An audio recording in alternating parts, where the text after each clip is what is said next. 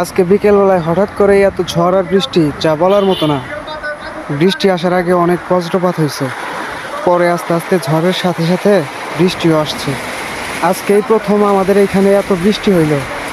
বৃষ্টি আসলে অবশ্য ভালোই লাগে যদি সাথে ঝড় আর বজ্রপাত না হয়।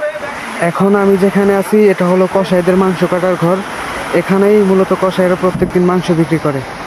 আমি ওখানে দাঁড়িয়ে না থেকে দোকানের ভিতরে চলে আসলাম, কারণ ওখানে দাঁড়িয়ে থাকলে বাতাসে লুঙ্গি উড়ে যাওয়ার সম্ভাবনা আছে।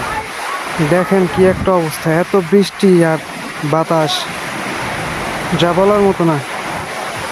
প্রায় ঘন্টাখানেক পর বৃষ্টি থেমে গেল, আমরাও চলে আসলাম বাহিরে।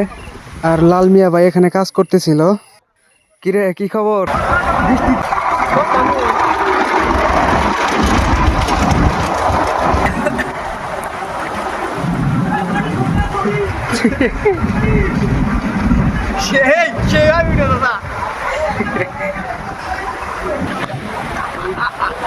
সামনে মিল দর্দি